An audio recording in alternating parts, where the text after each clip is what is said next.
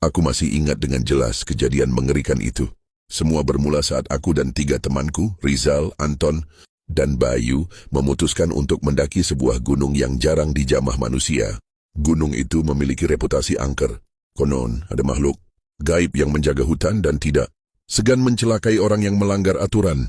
Namun sebagai anak muda yang penuh rasa penasaran, kami menganggap cerita itu hanya mitos.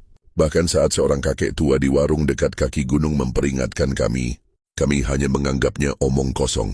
Jangan keluar tenda setelah tengah malam dan jangan pernah menyebut namanya, kata kakek itu dengan suara gemetar. Kami hanya tertawa kecil dan mengiyakan seadanya. Malam itu setelah seharian mendaki, kami mendirikan tenda di dekat sebuah pohon besar yang terlihat sangat tua. Angin berhembus dingin, dan suasana semakin mencekam saat suara burung hantu menggema dari kejauhan. Saat tengah malam tiba, aku terbangun karena mendengar suara aneh di luar tenda. Seperti ada langkah kaki yang menyeret sesuatu di tanah. Awalnya bagi mengira itu hanya suara angin, tetapi semakin lama suara itu semakin mendekat. Aku melirik jam tangan. Pukul 12.30 malam. Rasa penasaran mengalahkan rasa takutku. Aku mengintip dari celah tenda. Di bawah sinar rembulan, aku melihat sosok tinggi besar berdiri di dekat pohon tua.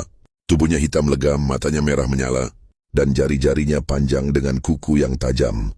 Aku langsung membeku. Makhluk itu tidak bergerak, tapi aku bisa merasakan tatapannya menusuk ke arahku. Saat aku hendak membangunkan teman-temanku, Rizal, yang rupanya juga sudah bangun, tiba-tiba keluar dari tenda. "Apaan sih berisik banget?" katanya dengan nada kesal. Aku ingin mencegahnya tapi sudah terlambat. Rizal sudah berdiri di luar menghadap ke arah makhluk itu.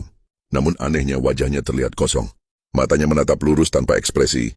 "Aku harus pergi," bisik Rizal dengan suara pelan, seperti sedang dikendalikan sesuatu. Anton dan Bayu yang mendengar suara itu langsung bangun. Kami mencoba menarik Rizal kembali ke tenda, tapi tubuhnya mendadak menjadi berat. Dari dalam gelap, suara tawa mengerikan menggema di sekeliling kami. Lalu tiba-tiba, tubuh Rizal terangkat ke udara dan terseret masuk ke dalam hutan. Kami bertiga hanya bisa menjerit. Dan malam itu berubah menjadi awal dari mimpi buruk yang tak pernah kami bayangkan sebelumnya. Kami bertiga hanya bisa terpaku melihat Rizal menghilang ke dalam gelapnya hutan. Tanpa berpikir panjang kami mengambil senter dan berlari mengejarnya.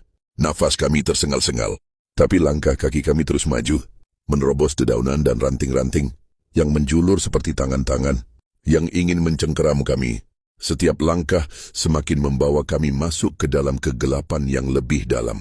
Hutan itu terasa berbeda, seolah bukan lagi tempat yang sama saat kami mendakinya tadi siang. Suasana menjadi sangat sunyi, tidak ada suara burung